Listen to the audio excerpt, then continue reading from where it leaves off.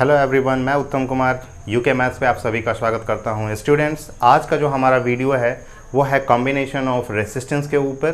Students, ये video देखने के बाद आपको इक्विवेलेंट रेसिस्टेंस निकालने संबंधी जितने भी क्वेश्चंस हैं उनमें कोई भी प्रॉब्लम होने वाली नहीं है। तो ये वीडियो पूरे पेशेंस के साथ अंत तक देखें ताकि हर एक डाउट्स आपके क्लियर हो जाएँ। आइए, कॉम्बिनेशन ऑफ रेसिस्टेंस। बेसिकली हमारे पास दो तरह का कॉम्बिनेशन रेसिस्टेंस का होता है। एक को हम लोग सीरीज कॉम्बिनेशन बोलते हैं और दूसरे को हम लोग पैरेलल कॉम्बिनेशन बोलते हैं। अब ये जो आपका सीरीज कॉम्बिनेशन है, उस कॉम्बिनेशन में रेसिस्टेंस आपको किस तरीके से दिखेंगे? एंड टू एंड कनेक्टेड होंगे। मतलब एक रेसिस्टेंस R1, तीन रेसिस्टेंस मैंने यहाँ पे लिया है। R1 रेसिस्टेंस जहाँ पे एंड हो रहा है वहीं पे कनेक्टेड है R2, और R2 जहाँ पे एंड है वहाँ पे कनेक्टेड है R3। तो इस तरीके का कॉम्बिनेशन जहाँ भी आपको दिखे, दो हो सकते हैं, तीन हो सकते हैं, चार हो सकते हैं, रेसिस्टेंस की संख्या कितनी भी हो सकती है, तो वो आपका सीरीज कॉम्बिनेशन होगा। और पैरेलल कॉम्बिनेशन में हर एक रेसिस्टेंस, जितने भी रेसिस्टेंस हैं वो किसी दो ही पॉइंट के बीच में कनेक्टेड होंगे। फॉर एग्जांपल A और B को अगर मैं लेता हूँ तो R1 भी इसी के क्रॉस कनेक्टेड है, R2 भी और R3 भी। दोनों का एंड पॉइंट एक A पे है और एक B पे है। इस तरीके से ये जितने भी रेसिस्टेंस हैं वो सब दो ही पॉइंट के बीच में कनेक्टेड हैं। तो ऐसे कॉम्बिनेशन को आप लोग पैरेलल कॉम्बिनेशन बोलेंगे। तो ये हुआ कि फिजिकल अपीयरेंस से देख के आप पहचानेंगे। दूसरी बात कि सीरीज कॉम्बिनेशन में होता कैसा है, आपको ये सारे वीडियोस में करने क्या है, सीरीज कॉम्बिनेशन में होता क्या है, और आपको इन सारे तरह के क्वेश्चंस जितने भी होंगे उनमें आपको करना क्या है, तो ये है आपका इक्विवेलेंट रेसिस्टेंस निकालना। मतलब अगर ये तीन रेसिस्टेंस यहाँ पे कनेक्टेड हैं और मैं चाहूँ कि तीनों के बदले एक सिंगल रेसिस्टेंस यूज़ करूँ, तो इसकी वैल्यू कितनी होगी? इस तीनों के बदले एक सिंगल रेसिस्टेंस अगर यूज़ किया जाए तो इस रेसिस्टेंस की वैल्यू कितनी होगी? इसी को हम लोग बोलते हैं नेट रेसिस्टेंस या इक्विवेलेंट रेसिस्टेंस या रिजल्टेंट रेसिस्टेंस या टोटल रेसिस्टेंस। ठीक है, तो इस केस में टोटल कितना होने वाला है और इस केस में टोटल कितना होने वाला है, यही बेसिकली आपको कैलकुलेट करना होता है इस तरीके के क्वेश्चंस में। चलिए, इसको क्वेश्चन कैलकुलेट कैसे करेंगे वो बाद में देखेंगे। अभी देखते हैं कि करना कैसे है, इसके थ्योरी को समझते हैं। स्टूडेंट्स, जब कोई सीरीज कॉम्बिनेशन होता है तो उसमें करंट नहीं बदलती है। कैसे नहीं बदलेगी? अगर मान लीजिए कि मैं इसके अक्रॉस एक सेल ऐड कर दिया तो इसमें करंट फ्लो करेगी। अब ये करंट जाएगी जाएगी जाएगी जाएगी और इस तरीके से ये रोटेट होगी। मतलब R1 में भी, R2 में भी और R3 में भी, तीनों में ये I करंट जाने वाला है। इस तरीके से सीरीज कॉम्बिनेशन में करंट की वैल्यू बदलती नहीं है। पैरेलल में क्या नहीं बदलता है, आप ये देखिए ज़रा। अगर इसके अक्रॉस मैं एक सेल को अप्लाई करूं तो यहाँ से अगर करंट जाएगी, बेटा जैसे ही ये करंट यहाँ पहुँचेगी इसको तीन रास्ते दिखाई देंगे। अब ये तीनों रास्तों में करंट डिवाइड हो जाएगी। मतलब इसमें एक करंट जाएगी, इसमें दूसरी और इसमें तीसरी। मतलब उसको मैंने डिनोट किया, तीनों में करंट की वैल्यू अलग अलग होगी, इसलिए मैंने I1, I2 और I3 इंडिकेट किया। फिर ये आगे जाएंगे और तीनों इस पॉइंट पे, B पॉइंट पे कनेक्ट हो जाएंगे, तो फिर I आपका करंट उधर पे आ जाएगा। तो इस तरीके से आपने ये देखा कि इसमें करंट की वैल्यू सेम होती है जबकि इसमें करंट की वैल्यू बदल जाती है। तो इसमें सेम क्या होता है? इसमें सेम होता है ये V वोल्टेज। मतलब A और B के बीच में, A और B के बीच में V वोल्टेज अप्लाई किया है। यही V वोल्टेज देखिए A और B, R1 के क्रॉस भी है, R2 के क्रॉस भी है और R3 के क्रॉस भी यही V है। मतलब वोल्टेज तीनों में क्या रहने वाला है? सेम रहने वाला है। तो याद रखेंगे, सीरीज में करंट की वैल्यू नहीं बदलती है और पैरेलल में वोल्टेज की वैल्यू नहीं बदलती है। आइए हम इसके ऊपर कंसंट्रेट करते हैं, एक एक करके देखेंगे। आइए यहाँ देखते हैं, अगर आपने एक रेसिस्टेंस को सेल से जोड़ा है तो इसमें अगर I करंट जा रही है और R रेसिस्टेंस है तो V is equal to IR आपने पढ़ा है ओम्स लॉ में, जहाँ पे ये V जो है वो पोटेंशियल डिफरेंस था और ये जो IR है वो यहाँ पे ड्रॉप हुआ है। पोटेंशियल आपको शुरू में बताया था फर्स्ट वीडियो में कि पोटेंशियल होता क्या है आपका, कि कैपेसिटी होती है इलेक्ट्रिकल वर्क करने की। तो अब ये जो R है वो तो इलेक्ट्रिसिटी को फ्लो होने से अपोज करेगा मतलब उसके अगेंस्ट में सेल को काम करना पड़ेगा तो वहाँ कुछ पोटेंशियल क्या हो जाएगा आपका, ड्रॉप हो जाएगा और वो किसके इक्वल होगा, IR के इक्वल होगा। ठीक है, तो अगर मैं यहाँ पे आपको दिखाऊं, करंट तो सेम रहने वाली है, ठीक है। इस R1 के अक्रॉस एक वोल्टेज ड्रॉप V1 होगा, R2 के अक्रॉस V2 होगा और R3 के अक्रॉस V3 ड्रॉप हो जाएगा। इसका मतलब है कि हमारे पास टोटल वोल्टेज अगर V था तो ये V1 ड्रॉप हुआ, V2 ड्रॉप हुआ और V3 मिलके टोटल ड्रॉप हो गया। तो टोटल ड्रॉप को अगर आपके पास अगर 100 रुपये हैं तो खर्च भी तो 100 ही रुपये कर सकते हैं ना आप। तो अगर आपके पास V वोल्टेज था और V1, V2 और V3 खर्च हुआ है तो सारे खर्च को अगर जोड़ दें तो ये आपके पास जो इनिशियली था उसके बराबर हो जाएगा। चलिए अब V is equal to IR ohm's law में जो आपने पढ़ा है उसको अप्लाई करते हैं। V अब ये जो V वाला लेंगे, इसके लिए मान लीजिए कि हमने आपको इक्विवेलेंट का मतलब बताया कि अगर ये V है और करंट I है, यही सिचुएशन है, तो इस तीनों की जगह पे R इक्विवेलेंट क्या होगा, क्या रख सकते हैं। तो V की जगह पे V is equal to IR, तो I इंटू R इक्विवेलेंट और V1, चलिए यहाँ पे V1 देखिए, इसमें करंट कितना रहने वाला है, I, तो I इंटू R1। हमेशा V कैसे निकलेगा, I और R को मल्टीप्लाई करने से। V2 यहाँ पे आ जाइए, I इसमें भी है और IR2 प्लस V3 IR3, इसमें I आपका कॉमन है, R1 R2 प्लस R3, ये I से I आपका क्या हो जाएगा, कैंसिल हो जाएगा और R इक्विवेलेंट जो आ गया R1 R2 और R3 का सम आ गया। What does it mean, it means अगर आपको सीरीज कॉम्बिनेशन दिया हुआ है और अगर आपको नेट रेसिस्टेंस निकालना है, इक्विवेलेंट रेसिस्टेंस निकालना है, टोटल रेसिस्टेंस निकालना है, तो आप क्या करेंगे, सिंपली सारे रेसिस्टेंस की वैल्यू को आप ऐड कर देंगे। ठीक है, सारे रेसिस्टेंस की वैल्यू ऐड कर देंगे। फॉर एग्जांपल अगर ये आपका 2 ओम, 3 ओम और 4 ओम रहता और पूछता कि इक्विवेलेंट रेसिस्टेंस कितना होगा, तो 2, 3, 5 और 4 9 ओम आपका आंसर हो जाता। आई होप बहुत ही सिंपल है। इस तरीके से 2 जुड़े हैं तो 2 को जोड़ेंगे, 3, 4, 5, 10, 20, 1000 जितने भी रेसिस्टेंस आपके सीरीज में जुड़े हुए हैं, सिंपली सबकी वैल्यू को ऐड कर देना है, आपको टोटल रेसिस्टेंस निकल जाएगा। ठीक है, एक केस है। केस क्या है आपका, कि अगर सारे रेसिस्टेंस की वैल्यू सेम हो, मतलब ये भी R हो, ये भी R हो, ये भी R हो, तो जो R इक्विवेलेंट आएगा 1, 2, 3R आ जाएगा आपका।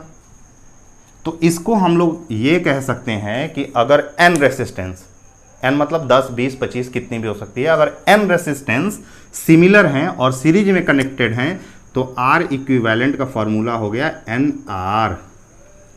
अगर 2 ओम के, इसका मतलब समझिए 2 ओम के 10 रेसिस्टेंस सीरीज में कनेक्टेड हैं तो 10 रेसिस्टेंस है मतलब 10 और 2 ओम का 1 है मतलब 20 ओम इक्विवेलेंट रेसिस्टेंस आपका हो जाएगा। आई होप सीरीज रेसिस्टेंस कैसे निकालना है ये आपको क्लियर हो गया होगा। अब फोकस करते हैं पैरेलल रेसिस्टेंस के ऊपर और इसको कैसे कैलकुलेट करेंगे। अभी मैंने आपको समझाया था कि जो I है वो 3 पार्ट में डिवाइड हो जाएगा, मतलब ये जो I है वो I1 प्लस I2 और I3 के क्या होगा, ऐड के बराबर होगा। V is equal to IR होता है ओम्स लॉ में और I इज इक्वल टू होता है V अपॉन R, यहीं से आपने निकाल लिया। तो जो अगर ये I की वैल्यू आपको निकालनी है, देखिए इसके लिए फिर वही फिगर बना लेते हैं कि R इक्विवेलेंट क्या होना है अगर एक उसी वोल्टेज से कनेक्ट किया जाए तो I की वैल्यू कैसे निकलेगी, V अपॉन R, मतलब V upon R equivalent, V upon R equivalent. I1 कैसे निकलेगा, देखो इसके क्रॉस भी वोल्टेज कितना है, मैंने बताया कि पैरेलल में वोल्टेज नहीं बदलता है, तो V होगा, मतलब V अपॉन R1। अगले के लिए R2 के लिए I2 निकालेंगे तो V अपॉन R2, और फिर तीसरे के लिए V अपॉन R3। यहाँ से V upon R equivalent, V common ले लेंगे, 1 अपॉन R1, 1 अपॉन R2 और 1 अपॉन R3, ये कट जाएगा आपका। तो यहाँ बचा 1 upon R equivalent, 1 upon R1, 1 upon R2 और 1 upon R3। 1 upon R equivalent, 1 upon R1, 1 upon R2, 1 upon R3। इसका मतलब क्या हुआ कि पैरेलल में जितने भी रेसिस्टेंस आपको दिए हुए होंगे सबका रेसिप्रोकल करना है, और रेसिप्रोकल करके आपको उसको सम कर लेना है। तो आपका क्या आ जाएगा, 1 अपॉन R इक्विवेलेंट आ जाएगा, और फिर जो सम करके वैल्यू आएगी उसको आपको फिर क्या कर देना है, उलट देना है। एक एग्जांपल के माध्यम से इसको समझेंगे। ये आपकी थ्योरी हो गई। अगर इसकी वैल्यू मैं रख दूं 3 ओम, 6 ओम और 9 ओम, तो अभी आपको बताया 1 upon R equivalent 1 upon 3 plus 1 upon 6 plus 1 upon 9, reverse करके ऐड करना है इसको। तो 1 अपॉन R इक्विवेलेंट 3, 6 और 9 का एलसीएम हो जाएगा 9। ये 3 टाइम में, ये 2 टाइम में और ये 1 टाइम में। तो 1 अपॉन R इक्विवेलेंट जो आएगा 3, 2, 5 और 1 6, 6 अपॉन 9 मतलब 3 से 2 बार में, 3 से 3 बार में। 1 अपॉन R इक्विवेलेंट 2 अपॉन 3, तो इसको जब रेसिप्रोकेट करेंगे R इक्विवेलेंट, तो ये इसको भी रेसिप्रोकेट कर देंगे, 3 अपॉन 2 ओम हो जाएगा। ये आपका 3 अपॉन 2 ओम हो जाएगा। इस तरीके से आपने देखा कि न्यूमेरिकली आपको कैसे सॉल्व करना है। हर एक रेसिस्टेंस को आपको क्या करना है, उलट देना है, रेसिप्रोकेट कर देना है, और रेसिप्रोकेट करने के बाद उसको वापस फिर ऐड अप करना है एलसीएम लेके, और एलसीएम लेके सॉल्व करने के बाद फाइनली 1 अपॉन R इक्विवेलेंट को भी एक बार क्या कर देना है, रिवर्स कर देना है, ताकि आपको R इक्विवेलेंट मिल जाए। अगर आपका जिस तरीके से सीरीज में हमने लिया था उसी तरीके से मैं ये कहूँ कि बहुत सारे रेसिस्टेंस कनेक्टेड हैं, तो सबको रेसिप्रोकेट करके ऐसे ही ऐड करके और फिर लास्ट में क्या करेंगे, उसको रिवर्स कर देंगे। एक स्पेशल केस जब सारे रेसिस्टेंस की वैल्यू क्या हो, सेम हो, मतलब अगर 1 अपॉन R इक्विवेलेंट ये भी हो 1 अपॉन R, ये भी हो 1 अपॉन R और ये भी हो 1 अपॉन R, तो 1 upon R equivalent 3 upon R, that is R equivalent R upon 3 हो जाएगा।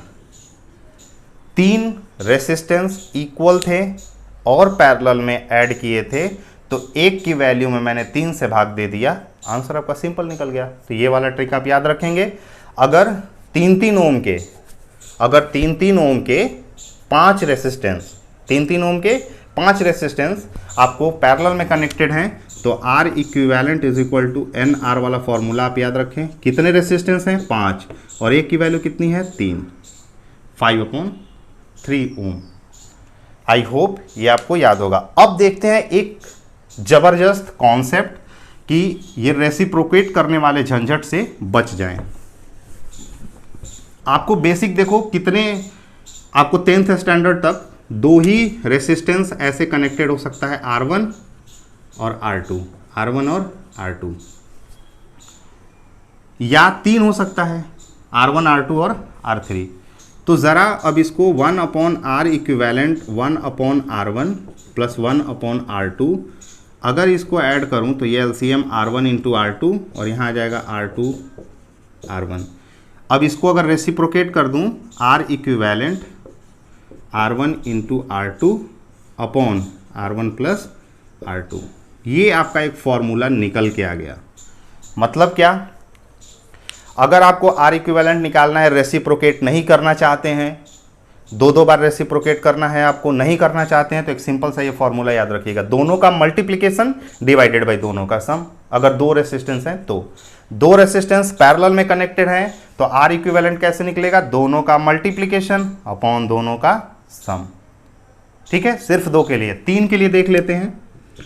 1 upon R equivalent 1 upon R1 plus 1 upon R2 plus 1 upon R3, तो यहाँ पे एलसीएम हो जाएगा R1 R2 R3।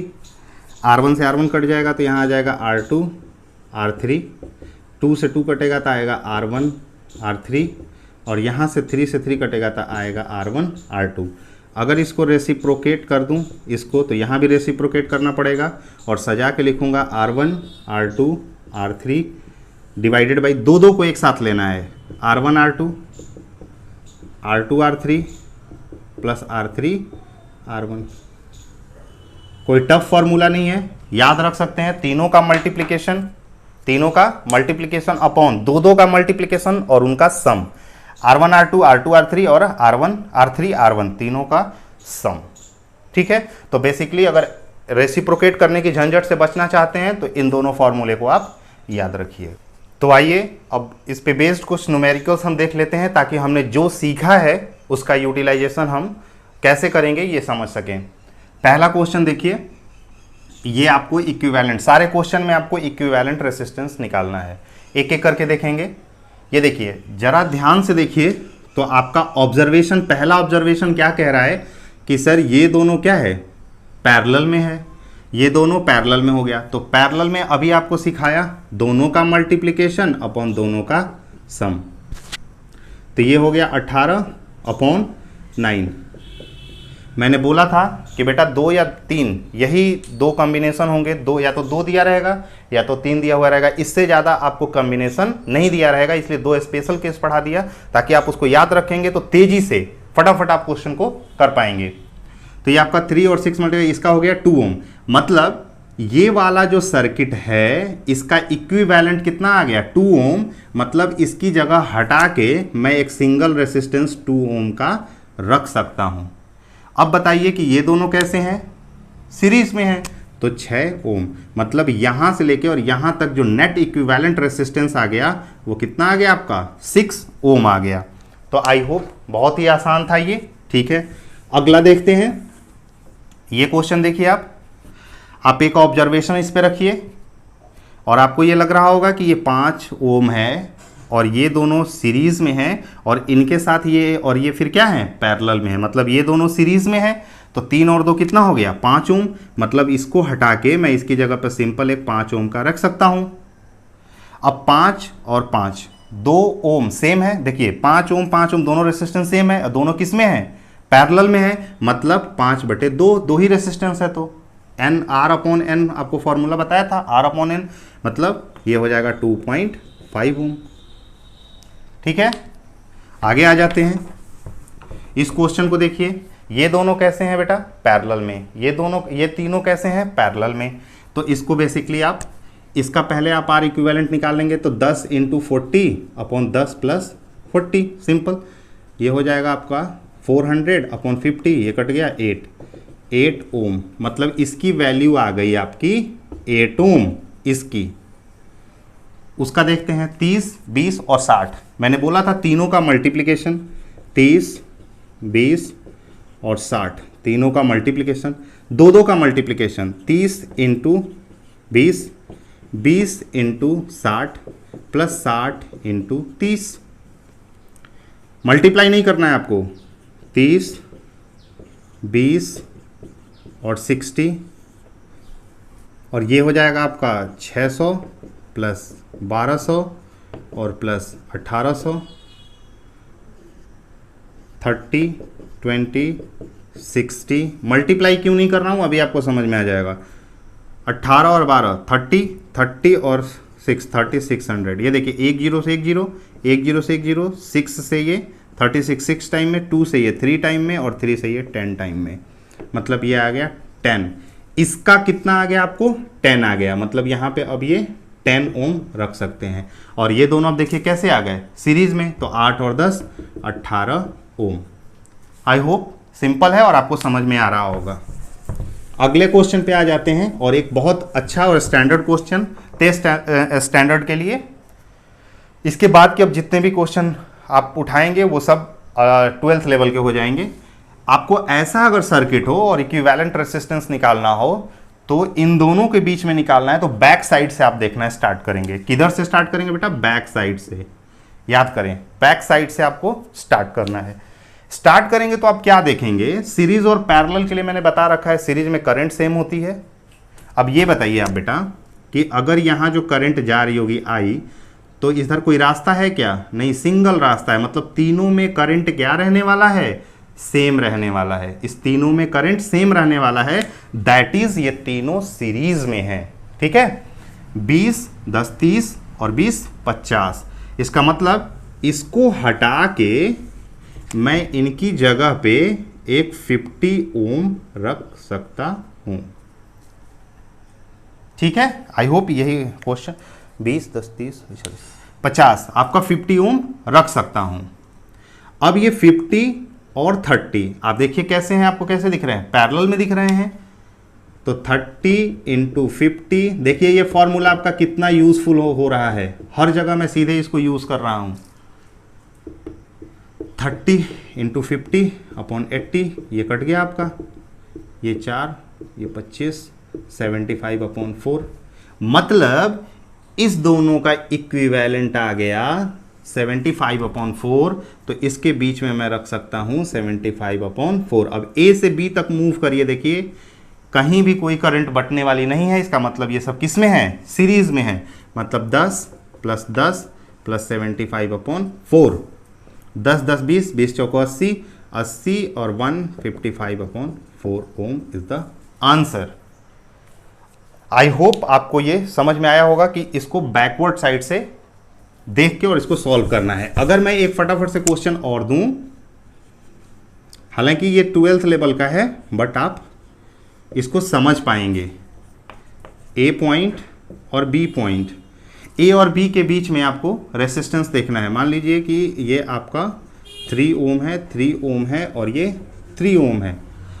तो जब ये करंट जाएगा तो इधर एक करंट जाएगी और इधर एक करंट जाएगी। इसमें जो करंट रहने वाली है वो सेम रहने वाली है। मतलब ये दोनों किस में हैं? सीरीज में हैं। ठीक है, वैसे भी जब आप इधर से बैक साइड से देखेंगे, ए और बी के बीच में निकालना है, बैक साइड से देखेंगे तो ये सीरीज में है। 3 और 3 6।